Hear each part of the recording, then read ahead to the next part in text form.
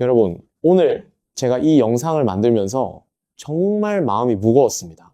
지난주에 저희 병원을 찾아오신 할아버지 한 분이 계셨는데요. 72살이신 분이었어요. 그런데 진료실 문을 여시자마자 눈물을 글썽이시는 겁니다.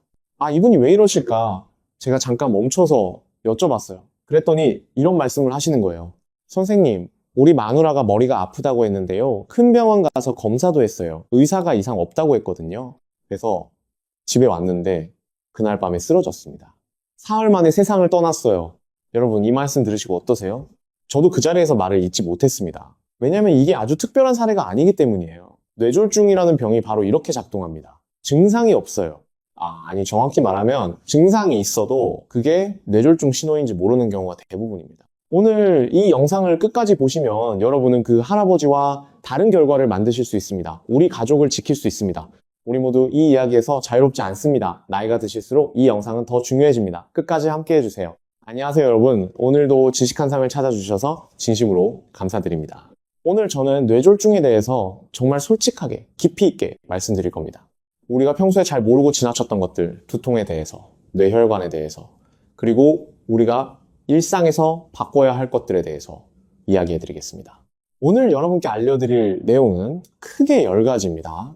첫째, 뇌졸중이 왜 이렇게 무서운 병인지. 둘째, 뇌동맥류라는 시한폭탄이 무엇인지. 셋째, 당장 병원에 달려가야 하는 두통이 어떤 것인지. 넷째, 밤에 심해지는 두통의 경고 신호. 다섯째, 누우면 사라지고 일어서면 심해지는 특이한 두통. 여섯째, 편두통이란 무엇인지, 일반 두통과 어떻게 다른지. 일곱째, 편두통 치료가 어떻게 발전했는지. 여덟째, 뇌혈관을 지키는 음식들. 아홉째, 뇌졸중 예방에서 가장 중요한 한 가지. 열째, 오늘부터 바꿔야 할 생활 습관들. 이 10가지를 다 아시고 나면 여러분은 뇌졸중으로부터 우리 가족을 지킬 수 있는 지식을 갖추게 됩니다. 자, 그럼 시작하겠습니다. 우선 뇌졸중이 왜 이렇게 무서운 병인지부터 말씀드릴게요. 여러분, 우리가 나이 들면서 가장 두려운 병을 꼽으라면 대부분 암이라고 하시죠? 맞습니다. 암이 1등입니다. 그런데 2등, 3등이 뭔지 아세요? 바로 뇌졸중과 심장병입니다. 그런데 여기서 중요한 게 있어요. 암은요, 어느 정도 자각 증상이 있습니다. 뭔가 이상하다, 불편하다, 이런 신호를 몸이 보내거든요. 심장병도 마찬가지예요. 가슴이 답답하다, 숨이 차다, 이런 증상이 생깁니다. 그런데 뇌졸중은요, 대부분 아무 증상이 없어요. 이게 얼마나 무서운 건지 제대로 느끼셔야 합니다. 지금 이 순간 여러분 몸 안에 뇌혈관이 막히거나 부풀어 오르거나 좁아지고 있어도 전혀 느끼지 못하는 거예요. 2024년 질병관리청에서 발표한 통계를 보면요. 최근 10년 동안 뇌졸중 환자가 약 11% 정도 증가했습니다. 그런데 더 중요한 숫자가 있어요. 65세 이상 뇌졸중 환자들의 1년 이내 사망률이 거의 28%에 달합니다. 여러분 이게 어떤 숫자인지 아세요? 뇌졸중에 걸린 노년분들 10명 중 거의 3명이 1년 안에 돌아가신다는 겁니다. 이게 얼마나 무서운 병인지 이제 느껴지시죠? 그래서 제가 항상 드리는 말씀이 있어요. 뇌졸중은 걸리고 나서 치료하는 게 아니라 걸리기 전에 막아야 합니다. 자, 이제 구체적으로 알아볼게요. 뇌졸중 안에도 종류가 있습니다. 크게 2가지로 나눌 수 있는데요. 첫 번째는 뇌경색입니다. 혈관이 막히는 거예요. 두 번째는 뇌출혈입니다. 혈관이 터지는 거고요. 그런데 여기서 우리가 잘 모르는 게 하나 있어요. 뇌동맥류라는 겁니다. 이게 굉장히 중요한데 잠깐 설명드릴게요. 뇌동맥류는요, 뇌혈관의 일부가 꽈리처럼 부풀어 오르는 겁니다. 쉽게 말하면 혈관벽이 약해져서 풍선처럼 불룩 튀어나온 거예요. 이게 있어도 대부분 아무 증상이 없습니다. 문제는요, 이 꽈리 같은 게 어느 날 갑자기 터질 수 있다는 겁니다. 터지면 어떻게 될까요? 뇌 안에 피가 쏟아집니다. 이것을 뇌지주막하 출혈이라고 합니다. 이 순간이 바로 제가 오늘 영상 시작에 말씀드린 그 할아버지의 아내분께 일어난 일입니다. 대학병원에서 CT 검사를 했는데 이상이 없다고 했어요. 이게 어떻게 된 일일까요? 어떻게 설명드릴까요? CT 검사는요, 뇌동맥류가 아주 작을 경우 보이지 않을 수 있습니다. 그리고 아직 파열되기 전에는 뇌 안에 출혈이 없으니까 CT상에서 정상으로 나올 수 있어요. 그래서 집에 돌아왔다가 그날 밤에 뇌동맥류가 파열된 겁니다. 이 병이 얼마나 갑작스럽게 예고 없이 오는지 이제 아시겠죠? 우리 자식들에게 짐이 되지 않으려면, 우리 손주들 곁에 오래 있어 드리려면 이 뇌혈관이라는 걸 반드시 알고 지켜야 합니다. 잠깐 정리하고 넘어갈게요. 지금까지 뇌졸중이 왜 무서운지 알아봤습니다. 65세 이상 1년 내 사망률 약 28%, 그리고 대부분 증상이 없다는 것 기억하시죠? 이제 두 번째, 뇌동맥류 파열에 대해서 더 자세히 알아보겠습니다. 뇌동맥류가 터질 때 어떤 일이 벌어지는지 단계별로 설명드릴게요. 저희가 임상에서는 이걸 1단계에서 5단계로 나눕니다. 1단계는요, 머리가 갑자기 매우 아프다. 이 정도입니다. 2단계는 두통과 함께 목이 뻣뻣해지고 빛이 눈에 거슬리기 시작해요.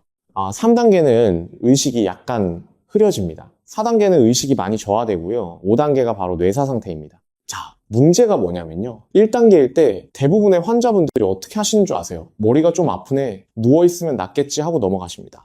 아니면은 가까운 내과나 이비인후과 가셔서 소화제 주사 맞거나 링거 맞고 오시는 경우들이 많아요. 그러는 사이에 2단계, 3단계로 진행되는 겁니다.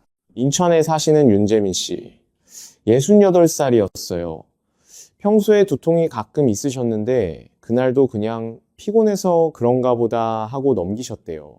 그러다 저녁에 가족들이 이상하다고 느껴서 응급실로 모시고 왔을 때는 이미 4단계 상태였습니다. 수술을 했지만 많이 안타까운 결과가 있었습니다. 이건 정말 안타깝습니다, 여러분. 이게 그분만의 이야기가 아니에요. 우리 모두에게 일어날 수 있는 일입니다. 자, 그러면 이게 다 두통 때문인데요. 어떤 두통을 조심해야 하느냐? 바로 다음 모듈에서 정말 중요한 내용을 알려드리겠습니다. 뇌동맥류 파열이 있을 때 생기는 가장 대표적인 두통이 있습니다. 저희가 이것을 벼락두통이라고 부릅니다. 벼락두통 이름부터 다르죠. 말 그대로 벼락치듯이 갑자기 오는 두통입니다. 망치로 머리를 맞은 것 같은, 평생 살아오면서 단 한 번도 느껴본 적 없는 그런 두통이에요. 여기서 굉장히 중요한 포인트가 있습니다. 들어보세요. 일반적인 두통은요, 서서히 옵니다. 오전에는 좀 괜찮았는데 오후 되면서 스트레스 받고 하다 보면 점점 심해지는 그런 양상이에요. 벼락두통은 달라요. 몇 시 몇 분에 갑자기 두통이 왔다고 정확하게 특정할 수 있습니다. 예를 들어 드릴게요. 진료실에서 환자분이 이렇게 말씀하시면요, 어제부터 머리가 아팠어요. 이건 벼락두통이 아닐 가능성이 높아요.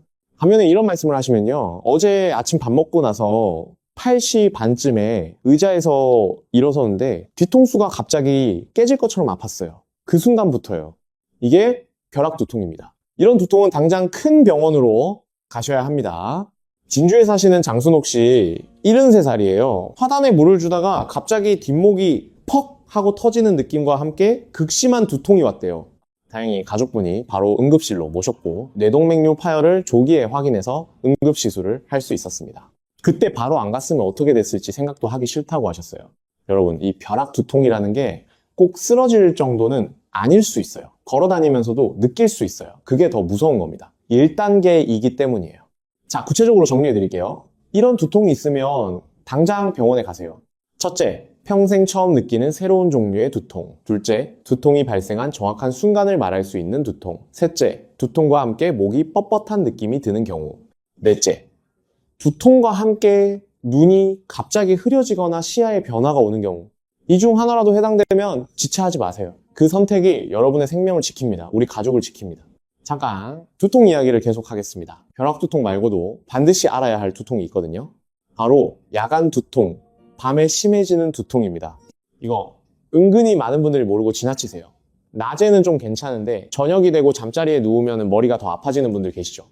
혹시 잠자다가 두통 때문에 깨신 적 있으세요? 이런 증상이 있다면 단순한 긴장성 두통이 아닐 수 있습니다. 자, 이유를 설명드릴게요. 뇌 안에 종양이 있거나 출혈로 인해 뇌가 부어있는 상태라면 서 있을 때보다 누워 있을 때 혈액이 머리 쪽으로 더 많이 쏠립니다. 그러면 뇌압이 올라가고 두통이 더 심해지는 거예요. 단순한 긴장성 두통은요, 아침에는 괜찮다가 점점 오후로 갈수록 심해지는 경향이 있어요. 낮에 스트레스 받고 일하고 그러면서 근육이 긴장되고 두통이 생기는 거거든요. 반대로 잠을 자다가 머리가 아파서 깼다든지 새벽에 두통이 특히 심하다면 이건 다른 신호일 수 있습니다. 수원에 사시는 박영준 씨, 64살이에요. 3개월째 새벽만 되면 두통 때문에 잠을 못 주무셨대요. 낮에는 좀 나아서 그냥 나이 때문인가 보다 하고 넘기셨어요. 그런데 가족의 권유로 MRI를 찍었더니 뇌 안에 종양이 발견됐습니다. 다행히 조기에 발견해서 치료받으실 수 있었어요. 낮에 좀 괜찮다고 미뤘으면 큰일 날 뻔했다라고 하셨습니다. 자, 한 가지 더 말씀드릴게요. 50세 이상에서는요, 기존에 알고 있던 두통 양상이 갑자기 바뀌면 주의하셔야 합니다. 평소에 편두통이 있으셨던 분이 평소와 다른 새로운 양상의 두통이 느껴진다면 이건 반드시 확인이 필요한 거예요. 나이가 드실수록 두통을 나이 탓으로 돌리시면 안 됩니다. 두통이 나이 때문에 생기는 건 아니거든요. 야간 두통 정리해 드릴게요. 잠자다가 두통으로 깨셨다면, 새벽이나 밤에 특히 두통이 심해진다면, 그리고 50세 이후 새로운 양상의 두통이 생겼다면 반드시 신경과나 신경외과를 찾아가 주세요. 자, 지금까지 4가지를 말씀드렸습니다. 뇌졸중의 무서움, 뇌동맥류, 벼락두통, 야간두통, 정말 중요한 내용들이에요. 이제 5번째 조금 독특한 두통에 대해 알려드리겠습니다. 이 두통은 진단을 잘못 받아서 오랫동안 고생하시는 분들이 많아요. 제가 꼭 알려드리고 싶었습니다. 누워있으면 두통이 사라지고 일어서면 두통이 다시 시작되는 분들이 계세요. 이런 특이한 두통을 경험하신 분이 있으신가요? 이게 정말 독특한 두통인데요. 저희 의학 용어로는 두개내압 저하증이라고 합니다. 이름이 좀 어렵죠? 쉽게 설명드릴게요. 우리 뇌와 척수는요, 뇌척수액이라는 물 안에 둥둥 떠 있습니다. 이 뇌척수액이 뇌를 쿠션처럼 보호해주는 거예요. 그런데 이 뇌척수액이 어딘가에서 새어나가면 물이 부족해지겠죠. 물이 줄어들면 뇌가 그 안에서 가라앉게 됩니다. 뇌가 가라앉으면 어떻게 될까요? 극심한 두통이 생깁니다. 자, 이게 왜 누우면 나아지고 서면 심해지는지 이제 이해가 되시죠? 서 있으면 물이 아래로 쏠리면서 더 많이 새어나가는 거예요. 누우면 물 빠지는 속도가 줄어들면서 뇌가 다시 떠오르게 되는 겁니다. 이 두통의 특징을 딱 2가지로 정리해 드릴게요. 첫째, 일어서면 심해지고 누우면 사라진다. 둘째, 어떤 진통제를 써도 효과가 없다. 천안에 사시는 서영순 씨 66살이에요. 몇 달째 두통이 너무 심해서 여러 병원을 다니셨대요. 진통제도 안 듣고 링거 맞아도 소용없고. 그런데 가만히 생각해보니 누우면 두통이 싹 사라진다는 걸 알게 됐어요. 서 있거나 앉아 있으면 너무 아파서 고개를 들지 못하시는 거예요. 실제로 제가 진료실에서 이런 환자분을 뵌 적이 있어요. 그 환자분이 자리에 앉으셨는데 말씀을 하시면서 제 책상에 자꾸 머리를 낮추시는 거예요. 두통이 너무 심해서 머리를 낮추면 그나마 좀 나아지거든요. 그때 저는 바로 알아차릴 수 있었습니다. 이분이 두개내압 저하증이구나. 이런 경우는요, MRI 검사를 통해 어디에서 뇌척수액이 새는지 확인하고 그 부위를 막는 치료를 합니다. 처치가 되면 두통이 극적으로 좋아지거든요. 그래서 제가 드리고 싶은 말씀은 이겁니다. 두통은 종류가 다양하고 같은 두통이라도 원인이 달라요. 오래된 두통, 진통제가 안 듣는 두통, 자세에 따라 변하는 두통은 반드시 전문의 진료를 받아보셔야 합니다. 자, 이제 지금까지 배운 5가지를 잠깐 정리하겠습니다. 여러분, 지금까지 정말 중요한 내용들을 말씀드렸습니다. 잠시 기억을 되새겨 볼게요. 첫째, 뇌졸중은 65세 이상 사망률 28%, 대부분 증상이 없는 무서운 병입니다. 둘째, 뇌동맥류는 혈관이 꽈리처럼 부풀어 오른 것으로 파열되면 지주막하 출혈이 생깁니다. 셋째, 벼락두통은 발생 시간을 정확하게 특정할 수 있는 극심한 두통으로 당장 큰 병원에 가셔야 합니다. 넷째, 야간 두통, 특히 잠자다가 깰 정도의 두통은 뇌 안에 다른 문제가 있다는 신호일 수 있습니다. 다섯째, 누우면 사라지고 일어서면 심해지는 두통은 뇌척수액 누수, 즉 두개내압 저하증일 수 있습니다. 이 5가지만 기억하셔도 여러분은 우리 가족의 소중한 건강 지킴이가 될 수 있습니다. 그런데 아직 끝이 아닙니다. 정말 중요한 내용들이 아직 남아있어요. 계속 함께 해주세요. 자, 이제 두통 이야기 계속해서 편두통에 대해 알아보겠습니다. 여러분, 편두통이라고 들어보셨죠? 많은 분들이 한쪽 머리만 아프면 편두통이라고 알고 계세요. 그런데 이건 반만 맞아요. 정확히 말씀드리면요, 편두통은 한쪽만 아플 수도 있고 양쪽 다 아플 수도 있습니다. 그보다 더 중요한 특징이 있어요. 편두통은요, 일반 두통과 여러 가지로 달라요. 첫 번째 특징은 욱신욱신 쑤시는 느낌입니다. 마치 심장이 뛸 때마다 머릿속에서 혈관이 맥박치는 것 같은 그런 두통이에요. 심장 박동에 맞춰서 두통이 심해지는 느낌이라고 하시는 분들도 많아요. 두 번째 특징은 전조 증상입니다. 편두통이 오기 전에 뭔가 이상한 증상들이 먼저 나타나요. 눈앞에 빛이 번쩍거린다든지, 시야 한쪽이 흐려진다든지, 이상한 냄새가 난다든지, 어지럽다든지, 이런 전조 증상이 나타난 후에 두통이 따라오는 거예요. 세 번째 특징은 일상 활동이 힘들어진다는 겁니다. 일반 긴장성 두통은 아파도 일은 할 수 있는 경우가 많은데 편두통은 빛이나 소리에 굉장히 민감해져서 그냥 누워 있을 수밖에 없는 경우가 많아요. 전 세계 인구의 약 9%에서 11% 사이가 편두통 환자입니다. 그리고 여성분들에게 2배에서 3배 정도 더 많이 나타나요. 그러면 편두통은 왜 생기는 걸까요? 편두통을 유발하는 가장 유력한 원인이 있는데요. CGRP라는 신경 전달 물질입니다. 쉽게 말하면요. 몸 안에서 통증 신호를 전달하는 메신저 같은 물질이에요. 편두통이 생길 때 이 물질이 과도하게 분비되면서 뇌혈관을 확장시키고 혈관에 염증 반응을 일으킵니다. 그래서 그렇게 극심한 두통이 생기는 거예요. 대구에 사시는 이영희 씨 67살이에요. 합창단 활동을 하시는 분인데요. 오랫동안 편두통이 있으셨는데 발작이 올 때마다 빛이 번쩍거리는 전조 증상이 먼저 오고 그 뒤에 극심한 두통이 따라왔대요. 연습 도중에도 갑자기 편두통이 와서 어두운 방에 누워 계셔야 하는 경우가 자주 있었다고 하세요. 편두통이 한 번 오면 4시간에서 길게는 72시간까지 지속될 수 있어요. 3일 동안 두통으로 누워 계시는 분들도 있습니다. 이게 삶의 질에 엄청난 영향을 미치죠. 그렇다면 편두통과 뇌혈관 질환의 두통을 어떻게 구별할까요? 이게 증상만으로 구별하기 쉽지 않아요. 그래서 저희가 항상 드리는 말씀이 편두통처럼 보이더라도 처음 진단받을 때는 반드시 MRI나 뇌혈관 검사를 통해서 기질적인 원인, 즉 종양이라든지 동맥류라든지 출혈 같은 것이 없다는 걸 먼저 확인해야 한다는 겁니다. 그 다음에 다른 원인이 없다라고 확인된 뒤에야 편두통으로 진단을 내릴 수 있어요. 자, 그러면 편두통은 어떻게 치료할까요? 이건 정말 흥미로운 이야기입니다. 편두통 치료의 역사를 잠깐 말씀드릴게요. 정말 놀라운 변화가 있었거든요. 이게 얼마나 오래된 병인지 고대 역사 기록에도 편두통 이야기가 나옵니다. 그때는 어떻게 치료했는지 아세요? 머리뼈에 구멍을 뚫었습니다. 악령이 나가도록요. 얼마나 머리가 아팠으면 머리뼈에 구멍을 뚫었겠습니까? 중세 때는 거머리를 써서 편두통을 치료했다는 기록도 있어요. 그러다가 1900년대 들어오면서 진통소염제들이 개발되기 시작했는데요. 문제는 편두통은 일반 진통제에 잘 반응하지 않아요. 타이레놀을 드셔도 아스피린을 드셔도 효과가 없는 경우가 많습니다. 그러다가 한 약 30여 년 전부터 획기적인 변화가 생겼어요. 트립탄이라는 약이 개발된 겁니다. 이 약은 편두통이 생기는 기전에 직접 작용해서 혈관 확장을 막고 통증 신호를 차단해요. 많은 환자분들이 이 약으로 효과를 보셨어요. 특히 전조 증상이 나타나기 시작할 때 복용하시면 더 효과가 좋아요. 그런데 또 발전이 있었어요. 최근 들어서 정말 획기적인 치료제가 나왔습니다. 바로 그 CGRP 기억하세요? 편두통을 유발하는 그 신경 전달 물질을 억제하는 약이 나온 거예요. 이 약은 먹는 약으로도 나오고 한 달에 한 번 맞는 주사로도 나와 있어요. 이 주사를 맞으면 편두통 발생 횟수가 눈에 띄게 줄어들고 두통이 와도 강도가 많이 약해집니다. 그리고 또 하나 미국 FDA 승인을 받은 치료법이 있는데요. 보톡스입니다. 아니, 보톡스가 편두통 치료에도 쓰이나요? 하고 놀라실 수 있는데요. 맞아요.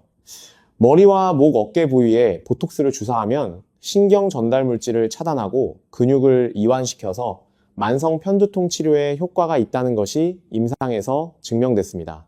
청주에 사시는 장기영 씨 66살이에요. 매달 편두통 발작이 5번에서 6번 정도 있었는데요. CGRP 억제 주사를 시작하시고 나서 3달 후에 발작이 한두 번으로 줄었대요. 이런 치료가 있는 줄 몰랐다고 하시면서 정말 좋아하셨어요. 여러분, 편두통이 있으신 분들 너무 오래 참지 마세요. 지금은 좋은 치료법이 있습니다. 신경과 전문의 선생님께 상담받아보세요. 자, 이제 8번째로 넘어가겠습니다. 뇌혈관에 좋은 음식들을 알아볼 거예요.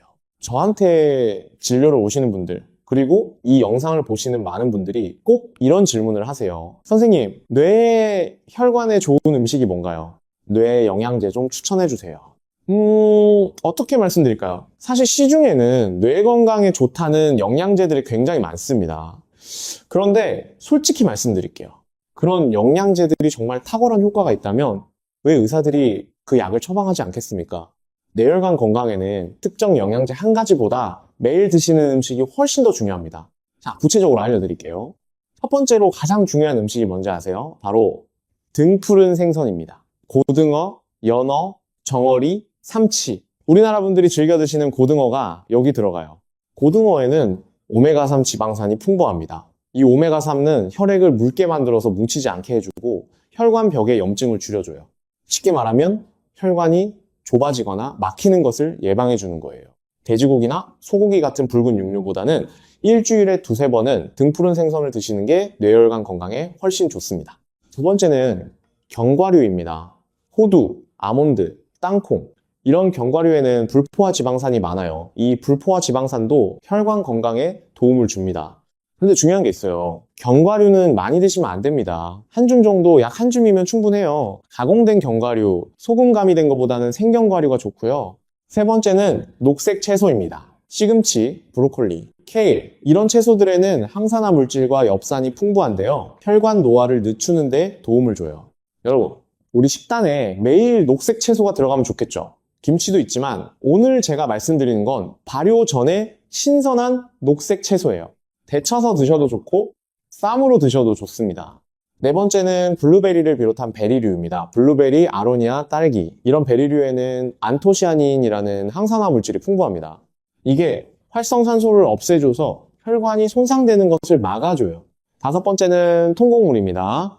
현미, 귀리, 통밀빵 이런 통곡물은 혈당을 천천히 올려서 혈관에 무리를 덜 줍니다.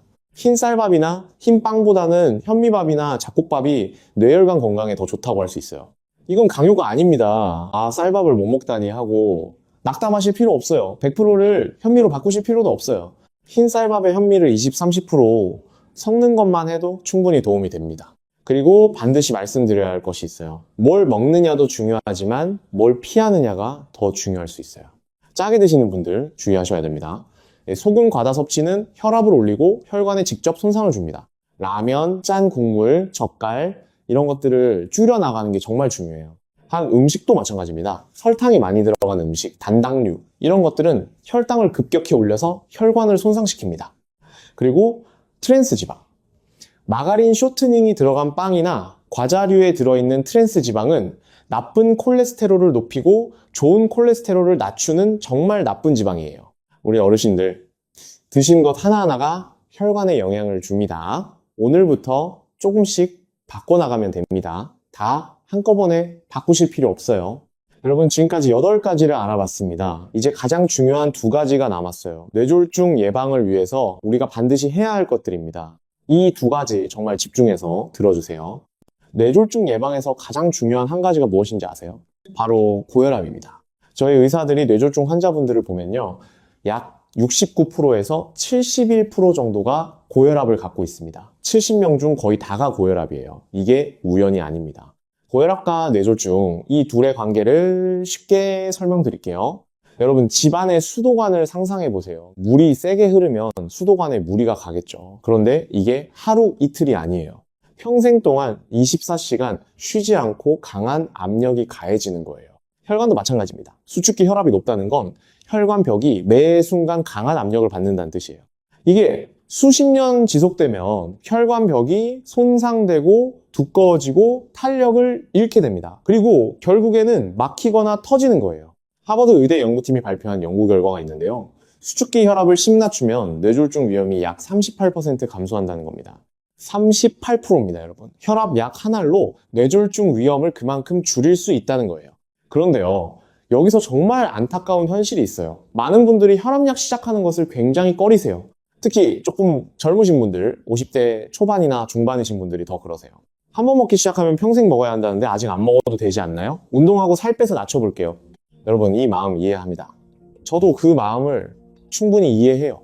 그런데 이렇게 생각해 보세요. 혈압이 높은 상태로 한 달, 2달, 1년이 지나면 그동안 혈관은 조금씩 손상되고 있습니다. 혈압약은 그 손상을 막아주는 거예요.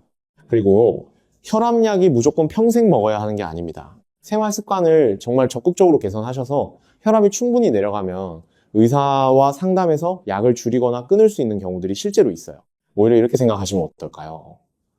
혈압약을 먹으면서 운동도 열심히 하고 짜게 먹는 것도 줄이고 살도 빼보자.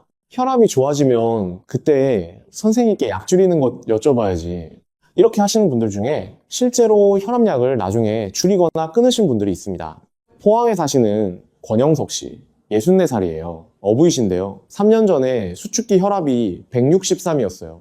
혈압약을 시작하면서 동시에 짜게 먹는 것을 줄이고 매일 아침 30분씩 걷기 운동을 시작했어요. 1년 후에 혈압이 안정화돼서 의사 선생님 상담 후에 혈압약을 절반으로 줄이셨어요. 처음엔 약 먹기 싫었는데 지금은 잘했다고 생각한다고 하시더라고요. 여러분, 혈압을 그냥 두고 운동과 식이로만 해결하려다가 시간을 낭비하는 것보다 일단 혈압을 안전한 수준으로 낮추면서 동시에 생활 습관을 바꾸는 게 훨씬 현명한 방법입니다. 그리고 이건 꼭 덧붙여야겠어요. 술도 조심하셔야 합니다. 과음은 혈압을 올리고 뇌혈관에 직접 손상을 줍니다. 소주 한두 잔이야 괜찮겠지라고 생각하실 수 있는데 과음이 반복될수록 혈관에 누적되는 손상이 있어요. 소금 줄이기, 술 줄이기, 혈압약 복용, 이 세 가지만 잘하셔도 뇌졸중 위험을 크게 낮출 수 있습니다. 자, 이제 10번째입니다. 뇌졸중 예방을 위한 생활 습관 전반에 대해서 알려드릴게요. 첫 번째가 흡연입니다. 담배. 저는 뇌혈관 질환과 관련해서 생활 습관 중 가장 강조하고 싶은 게 금연이에요. 담배를 피우면 어떤 일이 벌어지냐면요. 혈관이 수축합니다.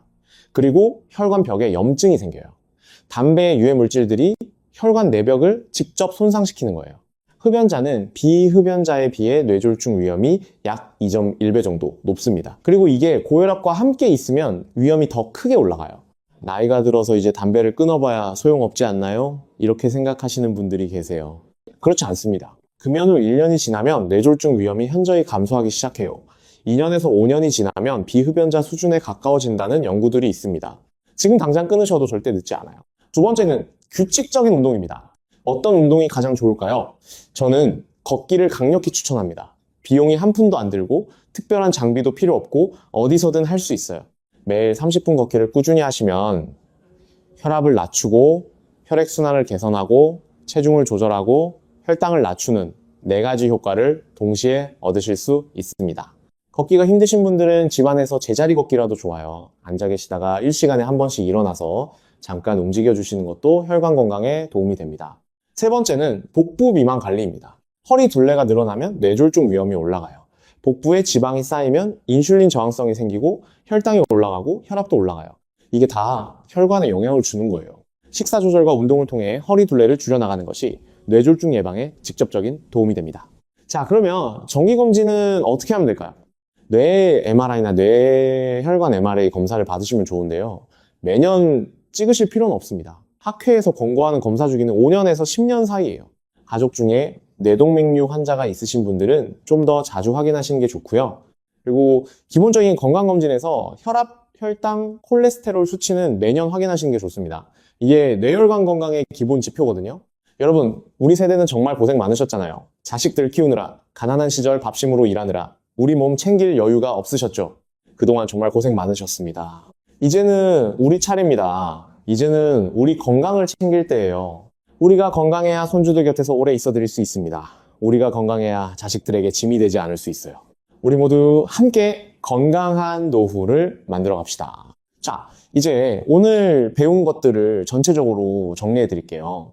오늘 저는 여러분께 뇌졸중과 두통에 관한 중요한 10가지를 말씀드렸습니다. 하나하나 다시 짚어드릴게요. 첫 번째, 뇌졸중은 65세 이상 사망률이 약 28%에 달하는 무서운 병입니다.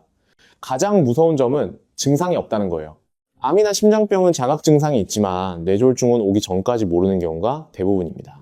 두 번째, 뇌동맥류는 혈관 일부가 꽈리처럼 부풀어 오른 것입니다. 이게 파열되면 뇌 지주막하 출혈이 생기고 굉장히 빠르게 뇌사로 진행될 수 있어요. 세 번째, 벼락 두통은 당장 큰 병원에 가야 하는 위험 신호입니다. 발생한 정확한 시간을 특정할 수 있는 극심한 두통, 평생 처음 느끼는 새로운 두통은 반드시 확인이 필요합니다. 네 번째, 야간 두통은 조심해야 합니다. 잠자다가 두통으로 깨거나 밤에 특히 두통이 심해진다면 뇌 안에 다른 문제가 있을 수 있어요. 50세 이상에서 새로운 양상의 두통이 생기면 반드시 전문의 진료를 받으세요.